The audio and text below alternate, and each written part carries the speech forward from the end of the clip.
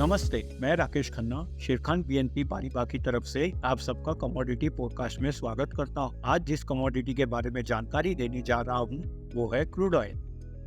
MCX crude oil price lower high lower लो formation के साथ नीचे की तरफ गिर रहा है और ट्रेंड लाइन पे सपोर्ट लेने पर एक अच्छा अपवर्ड बाउंस देखा गया, जिससे ये पता लगता है कि ट्रेंड अभी भी बुलिश है। क्रूड ऑयल प्राइस अपने इम्पोर्टेंट सपोर्ट 6680 के नजदीक मंडरा रहा है और अगर ब्रेक करता है तो ट्रेंड रिवर्सल होने का चांस है। दूसरी तरफ 7000 का एक इम्पोर्टेंट रेजिस्टेंस बन चुका है।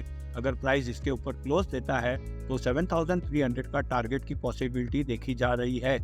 ओवरऑल ट्रेंड बुलिश है जब तक क्रूड ऑयल प्राइस अपने इम्पोर्टेंट सपोर्ट 6680 के ऊपर ट्रेड कर रहा है। प्राइस इंडिकेटर MACD बेरिश है।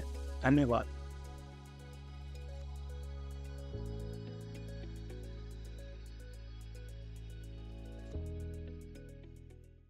Investment in securities market are subject to market risks.